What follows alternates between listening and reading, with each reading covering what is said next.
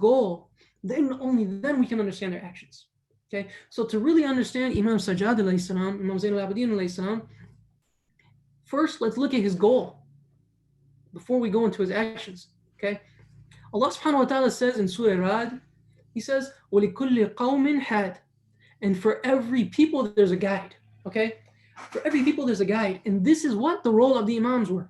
Okay, the Imam's responsibility was to guide mankind, to get closer to Allah subhanahu wa ta'ala. Now look, anytime we have a goal, sometimes there's obstacles to reach that goal. Just think about your own life.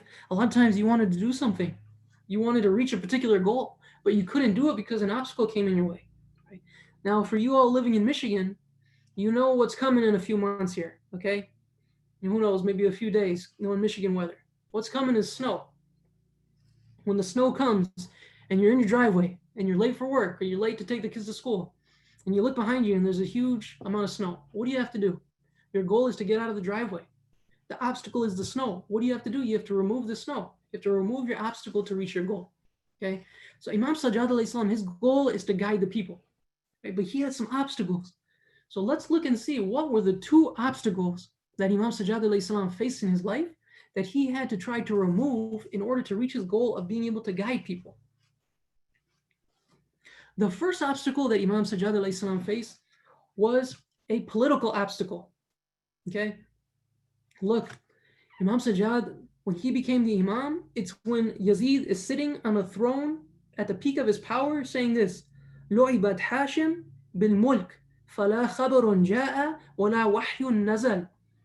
Yazid is openly saying, he's saying that the Hashimis, the Holy Prophet, Imam Ali, they played around with the government. No news came.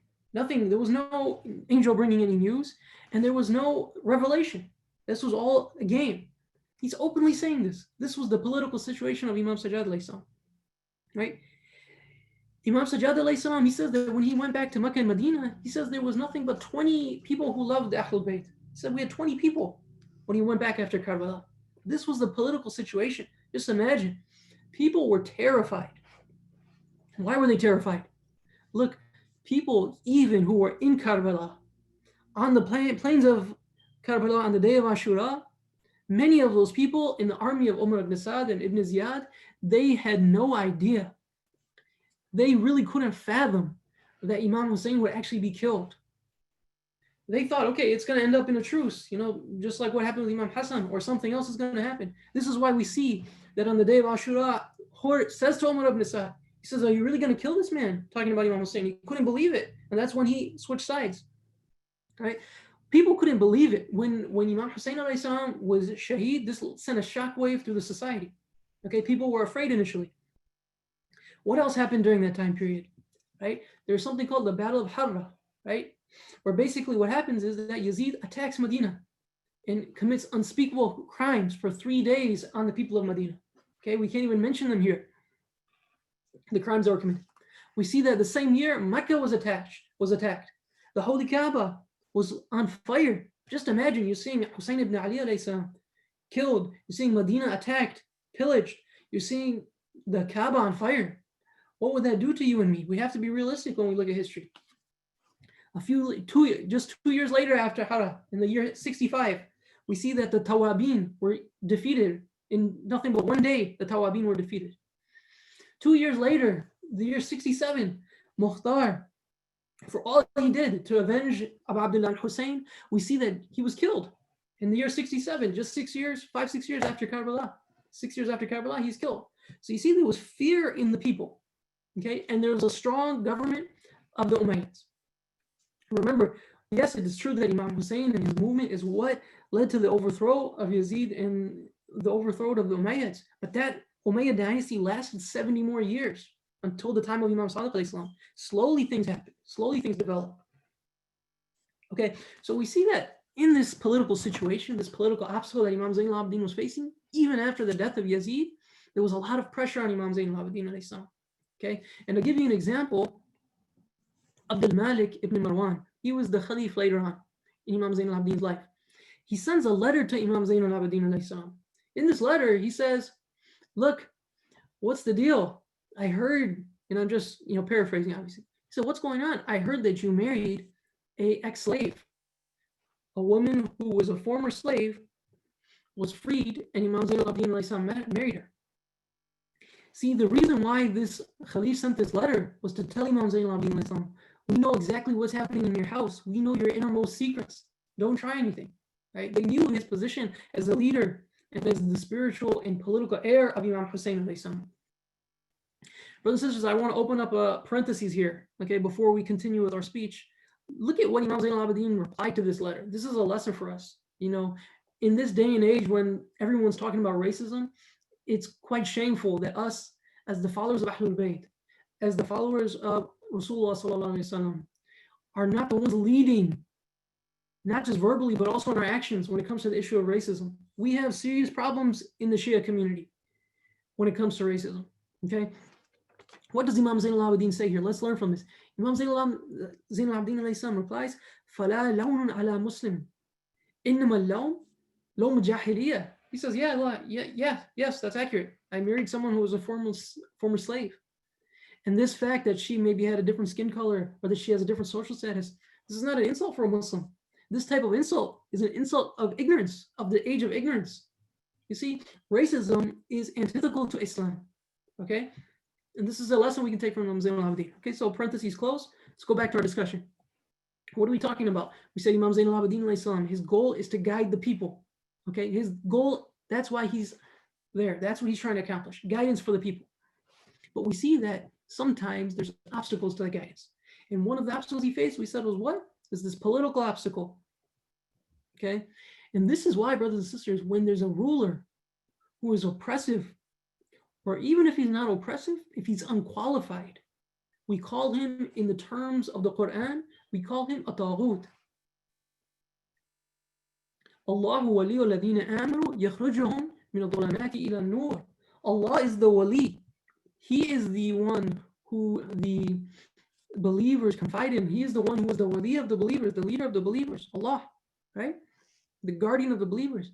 يخرجهم من الظلمات إلى النور. He takes the believers, inshallah, from the dhulamat to the nur, to the light. وَالَّذِينَ كَفَرُوا أَوْلِيَاهُمُ الطَّاغُوتِ. But the kuffar, their guardian is who? The taghut, these rulers. Okay? يخرجونهم من النور إلى الظلمات. He takes them from the nur to the dhulamat. And we could open up this verse for a long time, but we're going to move on.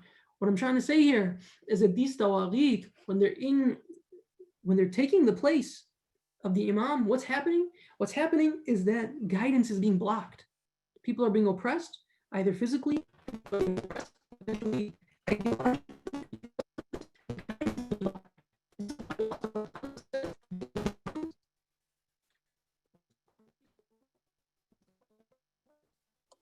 Moulana, your sound is breaking up, please. You can try now. You can try now. Okay, yes, can you hear me? Yes. Okay, where did I lose you guys? Just for half a minute.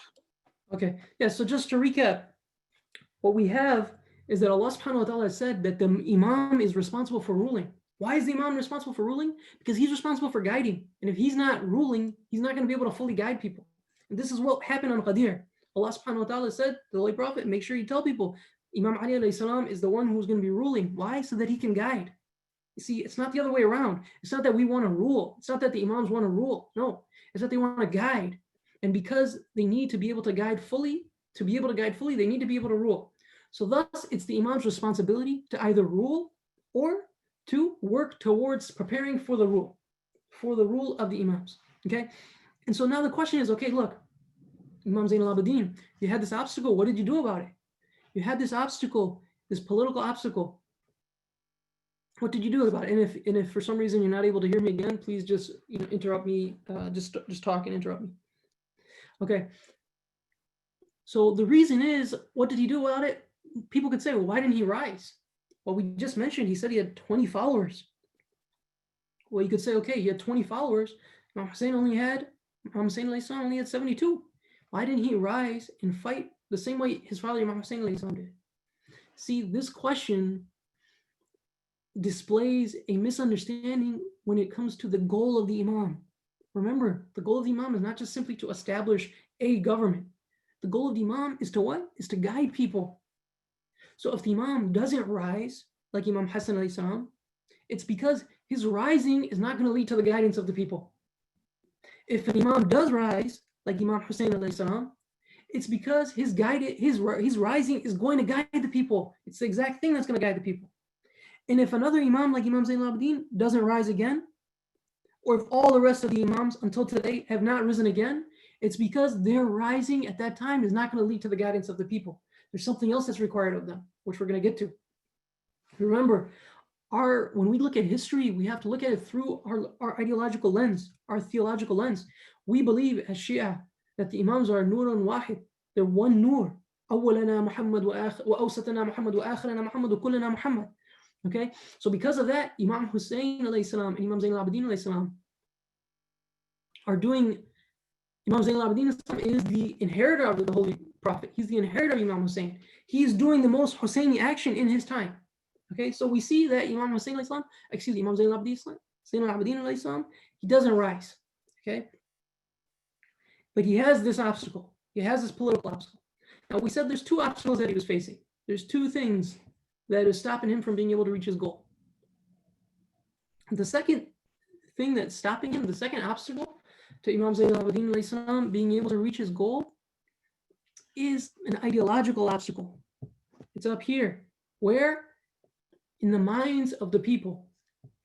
Okay, we said there were so few followers. And what was the problem? The problem was, brothers and sisters, that they had an incorrect worldview. Now, I just want to spend a few minutes talking about this issue of worldview because it's relevant to us today. Look, there's two main worldviews that we can have. The first worldview is a materialist worldview. A materialist worldview says what? It says, look, there is no God. Because there's no God, there's no judgment. Because there's no God and no judgment, there's no soul. Because there's no soul, no God, no judgment, there's no purpose. So what am I going to do? If we're lucky, such a person will say, in my own self-interest, I will follow the golden rule. Do unto others what they do to you, right? It's a selfish thing. What you want done to you, that's what you're going to do to others. This is a materialist outlook on the world. But then there's another worldview. It's a spiritual worldview. It's an Islamic worldview. A spiritual worldview says what? It says there's a creator, and he's a wise creator, and he's a just creator. And he created me for a purpose. And there's going to be an accounting. There's going to be a day of resurrection. And I have a soul. And because of this, I'm going to act based on what this creator wants me to do. If he wants me to do the golden rule, I'll do the golden rule. But if he wants me to do more than that, I'm going to do more than that. Right? This is a spiritual or an Islamic worldview. Now, what happens is that oftentimes us as Muslims, we say, okay, which one of these worldviews do you have? Well, yeah, we would also, we have the spiritual worldview.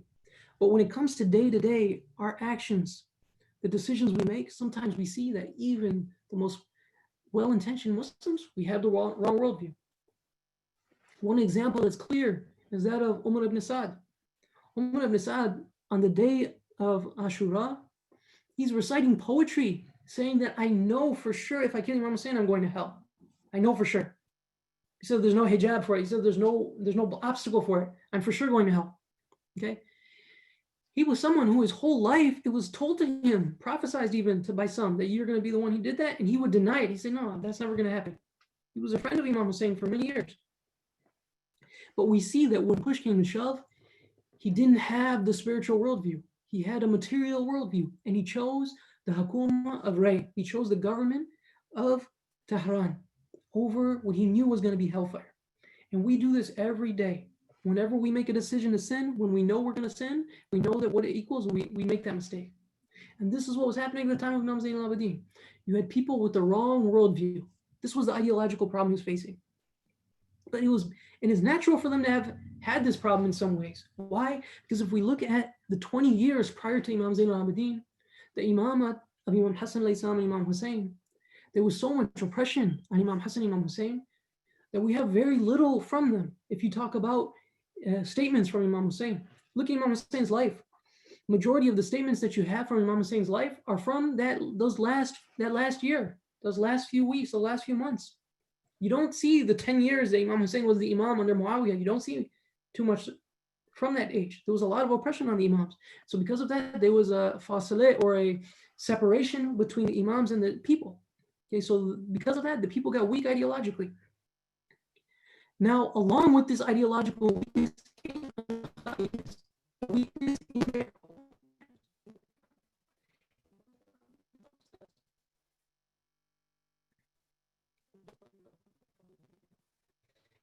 Din alayhi himself said, I don't know whether or not to relate the statements of the Holy Prophet وسلم, to people because they're going to listen or they're going to laugh at me. He doesn't say, I don't know if they listen or not listen. He doesn't say, I don't know if they're listening.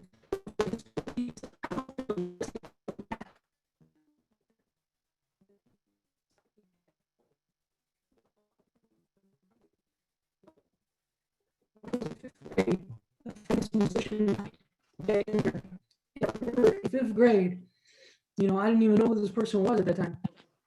It was just let me know if the audio is not good. It still breaks in and out. It's still breaking in and out. Okay.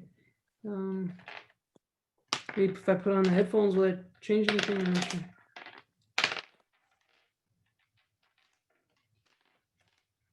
See if you can switch to a low resolution. اللهم صل على محمد وعلى آله.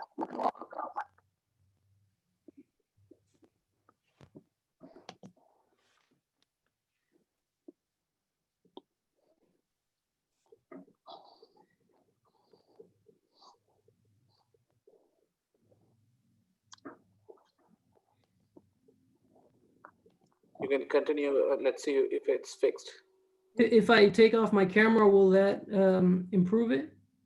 I think let's try that, please. Yeah, that may help. Okay, if it cuts out again, please let me know. Sorry, I'm not a very tech savvy person here. Bismillah ar-Rahman ar-Rahim. Yeah, so there were these akhlaqi problems. I was saying that I remember when I myself was in the 5th grade, there was a musician that died in America, right? A well-known musician. And I didn't know what it was, but I remember my class crying. And me thinking, like, this was so ridiculous. When I was preparing for this talk, I found the same thing happened in Medina during the time of Imam Zain al-Abidin. They say that a famous musician died, and all over the Islamic world, when people wanted music at that time, they went from Medina and Mecca. This was the extent of the problems in the ethics of the people. That said that there were women and girls, young girls, running around crying because of this death. Okay, so just to back up, and because you guys can't see me, we're talking about Imam Zain al-Abidin and trying to paint a correct picture of Imam Zain al-Abidin, making sure we have the correct picture of life. So we said, what was his goal in life? His goal in life was to guide. That's the goal of an imam. Okay? What was his problem? What were the obstacles he was facing? We said there was 2 obstacles. One was a political obstacle, and the next one was an ideological obstacle. These 2 obstacles the imam was facing. Okay, so now the imam, when he has to come up with a solution, what does he do? And this is an important point for all of us, especially in an election year. The imam prioritizes one obstacle over the other. The imam prioritizes the ideological obstacle. Why? Because he says the political obstacle cannot be solved without solving the ideological obstacle. Okay. First, the ideological obstacle must be solved, and then and only then is the political obstacle. Why? Still an Islamic worldview in the people. And this was the solution to his problem. This was the solution. And still an Islamic worldview in the people. A lot of chat going on. I can't keep up with it if you guys want to turn it on.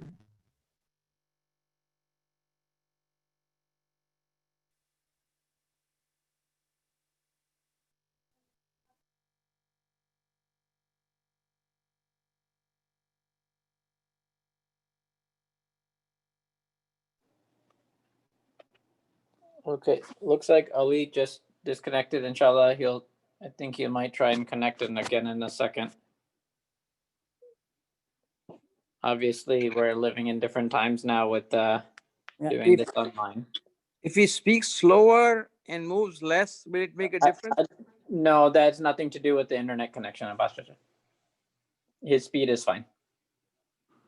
It's just the internet connections and broadcasting it on this. So again, we can. So he's not here physically? No, he's in Kansas. Oh, he's in Kansas. Okay, got it. Mama, did Ali dropped out or he has some internet connections issues? It's I just saw him leave, and so inshallah we'll see if he's able to reconnect or not. Okay, Inshallah. inshallah. Okay. It's okay. He's back. He's back. Assalamu alaikum, Ali. Can you Welcome, son. I can hear you, inshallah. Yeah. We'll try again. It's okay. These are out of our control, so inshallah it'll be okay. Okay, if for some reason it doesn't work again, then if one of you guys could just call me, walk me through the process of what to do, inshallah, I'll try to, do something on my end. It's good. It's good. Okay. Make sure nobody else is on internet there. Okay, Bismillah ar-Rahman ar-Rahim. So what we were saying, just as a recap again, was that the Imam had this problem, these two problems, and then he came up with a solution. The solution was what? The solution was to change. He had to first focus on the ideological problem, right? And this is a lesson for us, that if we want to be Husseini, if we want to be those who help establish the Husseini movement, help establish the Imam's movement, help establish the wilaya of the Imam of our time, we have to first prioritize this ideological change. Okay, so how did the Imam instill this Islamic worldview? What did he do? Okay, there's a few things that he did. One of them is we're benefiting from it right at this very second. Okay, this institution of Azadari, this comes from who? From Imam Zain al-Abidin, from Bibi Zainab, alayhi salam. Okay, another example of what he did was through letters. Right, we have Risalat al-Haquq. Risala is a letter. This is a letter that he sent a companion, and we see through these letters, he was able to guide the people, right? These letters were spread, and this was one way where he slowly was able to guide people. But the third way, and what I want to focus on for the next few minutes here, that he was going to change the worldview and guide people, was through a sahifa, the sajadiyah. Okay, sometimes we have different translations for this, but just remember, in the title of this book is his name. Right, this is basically Imam Sajjad's book. That's one way we could title it, the Book of Sartaj. Okay, and this is a book that's unfortunately not given enough attention by us, and I speak to myself first. Before we go into talking about the book, let's briefly talk about the author, about Imam Sajjad alayhi salam himself. Okay, just for a few minutes, let's talk about Imam Sajjad. We haven't talked about him enough. Okay, from the books of Ahl Sunnah, everything I'm going to tell you about Imam Sajjad alayhi salam is from the books of Ahl Sunnah here. Okay, they say someone came to Medina. They say, who is the most pious person? Say, oh, it's Fulan. They say, no, you need to go and see Ali ibn al-Hussein. Say, who is the most knowledgeable person? They say it's Ali ibn al-Hussein, even though he doesn't speak much. They say, who is the one? They say that there was a group of people who they were getting food in the nights. Someone was coming and feeding them. All of a sudden, they stopped getting their food. They didn't know what happened. They realized Imam Sajjad alayhi salam had passed away. These are all from the books of Ahl Sunnah. And then we have the famous story and the famous poem of Farazdak. Okay, now understanding this poet, Farazdak, is first of all interesting. Because if you remember, when Imam Hussein alayhi salam was headed to Karbala, he passes this same poet. And he asks him, how do you find the people of Kufa? And this poet responds, he says, their swords, their heart is with you, but their swords are with Bani Umayyah. But notice he says this, he knows his reality, but he doesn't join Imam Hussein, he doesn't go to Karbala. But now fast forward to the time of Imam Zain al-Abidin alayhi salam, and we see that Imam Zain al-Abidin alayhi salam is now near the Kaaba, right? And who was also there? Hisham bin Abdul Malik, right? The one who eventually led who was a prince at that time and eventually was the killer of Imam Baqir alayhi salam. He's there. He goes, he makes the effort to try to touch the black stone. He's not able to. People are not giving him any attention. They're like, who is this guy? He goes, he sits down. He's upset, he's frustrated. He's watching the crowd. What happens is that Imam Zain al-Abidin, I'm telling a story for our youth. Imam Zain al-Abidin alayhi salam, he walks forward, people out of respect, knowing who he is, knowing the work he's been putting in Medina, knowing what kind of person he is, move out of the way. Say, Yabna Rasulullah, tafadhal, right? Go ahead. And all the way till Imam Zain al-Abidin is able to go and kiss the black stone and come back out without any difficulty. And this is where this prince at this time, this Taghut, this individual, he says, who is this that was able to do this? Some say he said, who was this? Some say that, no, someone asked him, who is it? And he said, no, I don't know. And the poet comes forward. Farazdak comes forward. And he recites this beautiful poem. And one of my teachers, one of my Arabic teachers, he used to require that if anyone came late to class, they had to memorize a verse of this poem, And days like today, I wish I had been late more often, because it's really a beautiful poem. We don't have the time to go into all of it. I just want to mention one line from that poem, right? Where he says, Bismillahir-Rahmanir-Rahim, وَيَعْلَمُ الرُّكْنُ مَنْ قَدْ جَاءَ يَلْثِمُهُ. He says, if this black stone knew who was coming to kiss it, لَخَرَّ يَلْثِمُ مِنْهُ مَا وَطَى الْقَدِمُ. It would come down and it would kiss the ground beneath the feet of the one who was trying to do this. Right? It's saying that if this black stone, and again, remember, this is not someone who was a Shia. Farazdak later on actually went and worked for Bani Umayyah later on. Okay, so what I'm trying to get across here is the status of Imam Zain al-Abidin. Brothers and sisters, understand this is someone, for 34 years he was our Imam. For 34 years he was struggling in the path of Imam al-Hussein, in the path of Amir al-Mu'min, in the path of the Holy Prophet, in the path of Imam Hassan. Okay, they say that in our books we have so many stories, right? Well, there's one last story. Somebody comes to him, insults him. Right? Imam waits till he finishes talking. And he says what? He says, look, if what you're saying is true, may God forgive me. If what you're saying is false, may God forgive you. Look at this, is the prophetic akhlaq and manners, right? That was teaching the people that we need to also learn from today. Okay, so we're saying that now let's look at this book, Sahifa Sajadiyah. Let's look at this book. Ayatollah Khamenei, what does he say about this book? He says this book is enough to correct and awaken a society. This book alone, it's enough to correct and awaken a society. Brothers and sisters, are we not in need of being corrected and awakened right now? Look at our society. Okay, we are living in the most difficult of times. Just even go back to when I was young. What the enemies of Islam, what the shayateen had to do to go through to try to misguide us was much more. Right now, everything is right in your pocket. Everything is right on the screen in front of you, right? We're being bombarded from every position, from every angle. And there's only one way that we can protect our youth. There's only one way that you can guarantee right now, that you can do your best to guarantee that your children, your grandchildren are going to be Muslim. We're talking about just staying Muslim in this society, right? And that's what? It's taqwa. It's God consciousness. And so this Sahifa Sajadiyah is what can help us, okay? Why? Because through the Sahifa, the Imam corrects our worldview. He talks about Tawheed, explains to us what is Allah subhanahu wa ta'ala, who is Allah subhanahu wa ta'ala, who are we in relation to Allah subhanahu wa ta'ala. He talks about Ma'ad, resurrection. What's the reality of the resurrection? Wake up. He talks about Imama. Who should be ruling? Who has the right to rule? And he talks about something else that I want to mention here, is the concept of sin. Okay? There's these beautiful dua in the end of the Sahifa. Some consider it part of the Sahifa, some don't. There's a difference of opinion, right? But these are from Imam Sajjad. These are the munajat, the whispered prayers.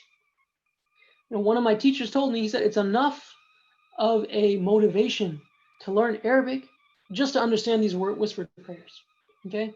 And the first whispered prayer is the whispered prayer of the repenters. And it's beautiful. If you guys get a chance, go home tonight, read it in English, inshallah, and we can all benefit. The Imam starts off with this. says, إلهي ألبستني خطايا ثوب مذلتي وجللني تباعد منك لباس مسكنتي. He says, Ilahi, my Lord, ألبستني خطايا ثوب مذلتي. The sins, the disgraceful sins have clothed me, just the way this Abba is clothing me right now. I'm engulfed with these disgraceful sins. Look at the picture he's giving you of sin, right? This is a reality. This is a takwini reality, right? This is a reality. When he's saying this, it's not for metaphor, right? It's just because we can't see our barzakhi selves right now. If someone like Aitul Bahjat was here, he would say, yes, your sins are actually engulfing you, right? And these clothes, and it's made me far from you, and I'm weak. I'm nothing. I'm in misery because I'm far from you. He says, and my heart is dead. My heart is dead from all these sins that I've committed. Look at the concept of death. Death in Islam is not the one who is gone. What do we say? أحياء عند ربكم يرزقون. Right? The shuhada, Imam was saying, they're alive. Who are dead? The people like us, the people like me. God, na'udhu billah, the people like me who have these sins. We're the people who are dead in the language of Ahlul Bayt, in the language of Allah subhanahu wa ta'ala. So bring us back to life with this tawbah. Right? Later on he says, Ilahi anta alladhi man fatahta li'ibadika baban ila afwik sammaytuhu tawbah. You're the one, Allah, who's opened up this door for tawbah. فَقُلْ تُوبُوا إِلَى اللَّهِ تَوْبَةً نَصُوحًا. You've told us to come and do a sincere repentance. فَمَا أُذْرُ مَنْ أَغْفَلَ دُخُولَ الْبَابِ بَعْدَ فَتْحِهِ. So what's the excuse for somebody who's not paying attention, who doesn't enter this door after you've opened it? Look at how he's talking to us. He's teaching us to always have hope. Never give up on yourself. It doesn't matter how many sins you've done, brothers and sisters. It doesn't matter how many sins I've done. That we're here tonight, it's a tawfiq. It's an opportunity for us to turn it around, to enter this door of tawbah. Okay, so this Sahifa Sajadiyah was one of the ways that Imam was trying to work on the worldview of the people. Okay, and he was successful in working on the worldview of the people. He was successful in working on the worldview of the people. Right? We see that the movement grew to the point that during the time of Imam Baqir alayhi salam, there's groups of people now coming to Medina from all over the Islamic world just to meet Imam Baqir alayhi salam. This is all because of the work of Imam Zain al-Abidin, 34 years. Right? He grew the movement and he understood his position in the movement. This is an important point for us. Look, you and I might be working for a movement that our grandchildren are going to reap the benefits of, not us, right? But don't sacrifice the core. Don't sacrifice the goal of hidayah, the goal of spirituality for the sake of some transient worldly benefits. For the sake of, okay, yeah, I'm going to go and, speak out, or I'm going to go and, do this action. Why? So that people can praise me, so that people can say I'm brave. No, remember the goal of the people. Remember the goal of the Imam. We need to be in line with the goal of the Imam. Only when we're in line with the goal of the Imam, then we're going to be in line with the actions of the Imam. If we want to be like Imam Mahdi, what do you need to do? See, okay, Imam Mahdi is about guidance. Am I about guidance of myself, first and foremost? If you're not about guidance for yourself, then who are you kidding talking about working for the cause of the Imam? If we're not about guidance for the people, again, who are we kidding? Right? We're talking about the guidance for the Imam. So we see, brothers and sisters, what we tried to do here tonight was paint a picture of Imam Sajjad alayhi salam. Paint a picture that's more accurate. We don't want to be like those who we say we're followers of the Imam, but we paint the wrong picture. Right? And so here I want to just read to you a statement of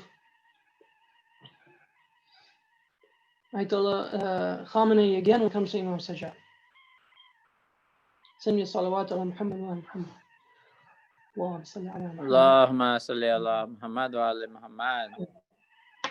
Where he says the real image of Imam Sajjad alayhi salam is the image of assertive and persevering who knows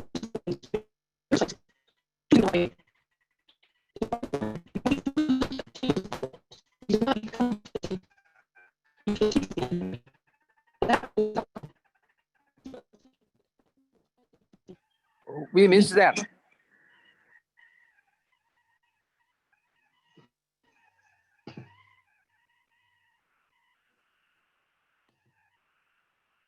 Okay, are you able to hear me now? Now we could. Okay, I'm just gonna transition to Messiah, inshallah, without the video. Send me a salawat ala Muhammad wa ala Muhammad. Allahumma salli ala صل Muhammad. على محمد وآل محمد. See, so this is what happened. He wasn't defeated, the enemies were defeated. And because they were defeated, there was nothing left for them to do. They tried everything, there was nothing left to do but kill the Imam. This is what happened. They say at the end of the life of the Imam, this Khalif Walid bin Abdul Malik, Ibn Abdul Malik, he ordered Imam Sajjad to come to Damascus in chains. And unfortunately, brothers and sisters, we know this is not the only time that Sajjad went to Damascus in chains. But I wonder, if he made this trip alone, he go with the women and children, like last trip. I wonder if those chains were wrapped around his neck, and if those chains were wrapped around his legs, the way they were when he was going from Karbala. You know, I just heard something today from one of the ulama I never heard before. Muhammad mentioned that Imam Siraat said that when he was going through that journey from Karbala to Kufa and Kufa to Sham, there was a time when some women on top of a rooftop were throwing flames. They were throwing things that were on fire on top of the heads of the women and children, and on top of the heads of the messenger. And one of the things caught fire on the head itself of Imam Sajjad alayhi salam. And Imam Sajjad says that because I was chained, I was able to fire. Ya Allah. This was what Imam Sajjad went through. History says that not long after this final trip to Damascus, he came back to Medina and he began feeling the effects of poison. There was tremendous pain all over his body. He gathered his family around and he gave his Quran, he gave his sword to his son Muhammad, Imam Muhammad al-Baqir alayhi salam. And he said, this is your leader. I'm entrusting this prophetic mission. I'm entrusting the imama, this mission from the prophets that we've given, this heritage, I'm entrusting it to Imam Baqir alayhi salam. It was time for Imam Zainabia, after all these years of pain, to finally meet his brother, to finally meet his uncle, to finally meet his father. In these last moments, he lost consciousness 3 different times. Until finally, he read some of the verses of the Quran and breathed his last breath. When it came time for his burial, when we were shrouding the Imam, there was a mark on his shoulders. Someone asked Imam Baqir alayhi salam, they said, what is this mark from? The Imam said, this is the mark from the bags that Imam Zain al-Abidin alayhi salam used to take full of food in the night to the widows and the orphans. But I wonder if Imam Baqir alayhi salam remembered that on the plains of Karbala, one of the mal'oon, one of the enemies, saw Imam Hussein alayhi salam with a similar mark and asked Imam Zain al-Abidin alayhi salam a similar question. But there, when Imam Zain al-Abidin had to answer, he didn't answer with a shrouded father. He answered with a father who was missing his limbs, who was missing his head. Brothers and sisters, they say that Imam Sajjad never stopped crying for Imam Hussein alayhi salam. And that's natural, because there was a time when he wasn't allowed to cry for Imam Hussein. Imam Baqir alayhi salam once asked his father, he said, tell me how they took us to Sham. Imam Zain al-Abidin said, I was on a camel with no saddle. I was in chains with the head of my father in front of me, and the women were in chains behind me. And if one tear came from our eyes, they would strike us. So cry, Imam Sajjad. This is why he cries. It is said that someone once offered Imam Sajjad alayhi salam some water. the Imam began to cry uncontrollably. This individual said, Yabna Rasulullah, isn't it enough? Isn't it time to stop crying? I wonder what went through the Imam's mind when he heard these words. Isn't it time to stop crying? If I could ask that man a question, these are the questions I would ask. Should he stop crying for his father's companions who showed no fear? Should he stop crying for his younger cousin Qasim, his head on a spear? Should he stop crying for his uncle Abbas, whose arms were torn to pieces?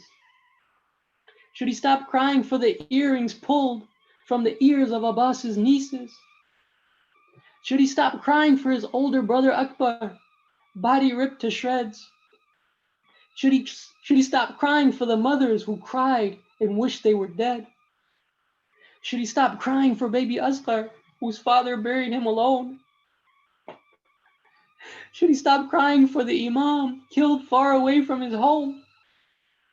Should he stop crying for the one who asked for help on the hot desert sand? Should he stop crying for the one who raised him and fed him with his own hand? Should he stop crying at the thought of Hussein with blood on his beard? Should he stop crying when he remembered Kufa and the heads they marched near? Should he stop crying about the sounds he heard lying in a tent? Should he stop crying about the pain he feels because to battle he never went? Should he stop crying for the women's hijabs laying on the ground? Should he stop crying about weak Shias nowhere to be found? Imam Sajjad, he looks at the man with eyes full of tears. He says, Yaqub cried himself blind, only lost Yusuf for a few years.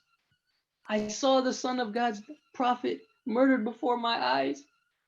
I heard my father's every word and saw every painful cry.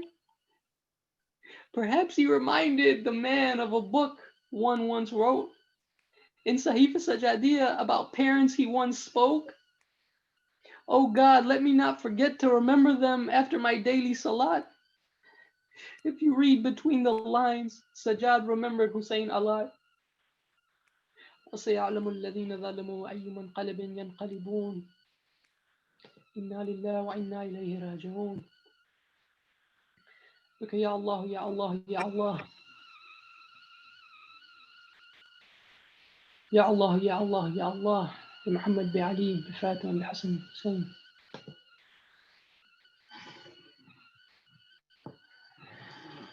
بك يا الله بك يا الله يا الله يا الله بك يا الله. I ask you, for the sake of Imam Zain al-Abidin alayhi salam, to forgive our parents, to forgive our teachers, to forgive anyone who taught us a word in Islam for their sins. Oh Allah, we ask you, for the sake of Fatima al-Zahra alayhi salam, to help all oppressed people, to help all sick people, to help us in these current difficult times. Oh Allah, we ask you, for the sake of the pure blood of Sayyid al-Shuhada, Imam Hussein alayhi salam, to hasten the reappearance of the Imam and to make us his helpers when he comes. وآخر دعوانا الحمد لله رب العالمين والسلام عليكم ورحمة الله وبركاته. Allahumma salli ala Muhammad. With namaz time coming up, if we can just have, we're just going to do a very brief noha with Kumail, and then we'll finish with Ziyarat. Ya Hussein, Ya Hussein, Ya Hussein, Ya Hussein, Oh Sajjad,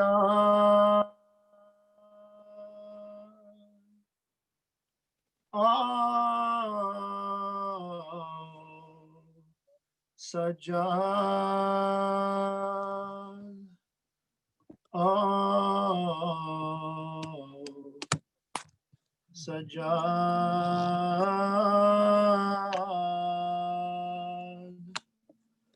Oh my Imam Zainul Abidin, oh my Imam Zainul Abidin, oh my Imam Zainul Abidin, oh Sajjad, oh my Imam Zainul Abidin, oh my Imam Zainul Abidin.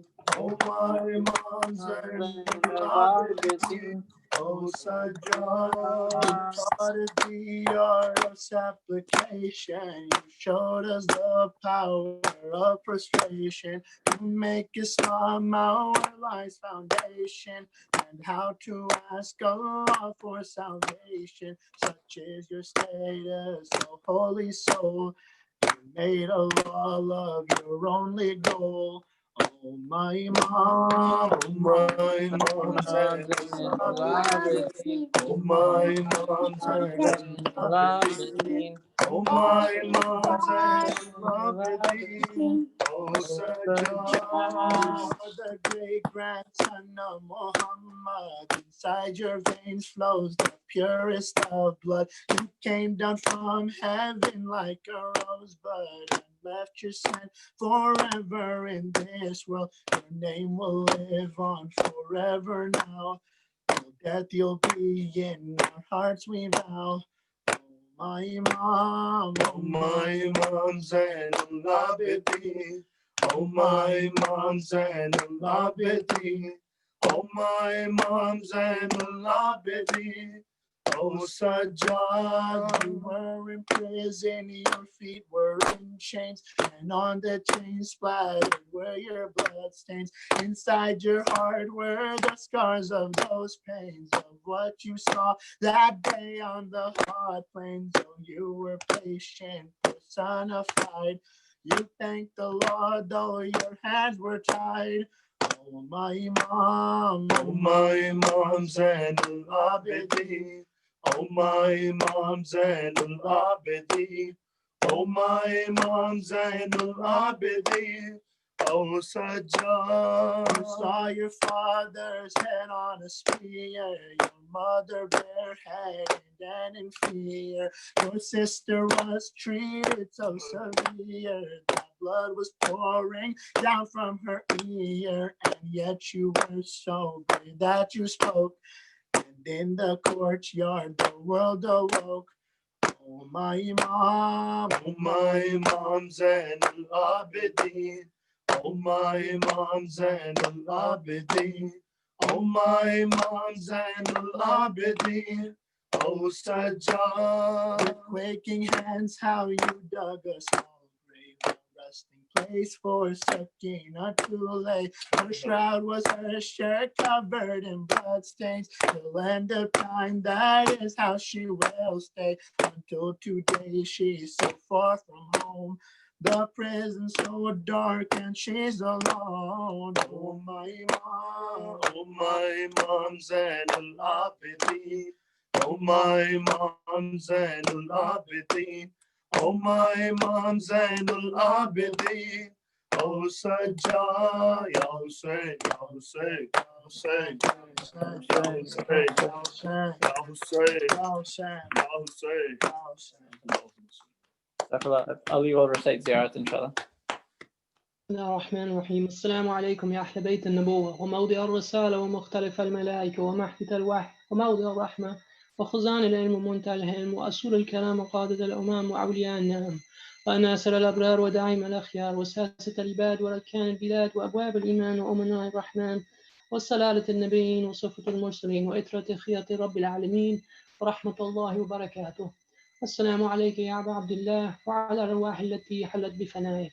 عليكم مني جميعا سلام الله عبدا ما بقيت وبقي الليل والنهار ولا جعل الله آخر العهد مني لزيارتكم. السلام على الحسين وعلى ابن الحسين وعلى الحسين وعلى أصحاب الحسين ورحمة الله وبركاته. السلام عليك يا صاحب العصر والزمان. الأمان الأمان يا شريك القرآن. أجرى الله تعالى فرج وسهل الله تعالى مخرجا وجعلنا من أواني وانساه والمستشهدين بين يديه رحمة الله وبركاته.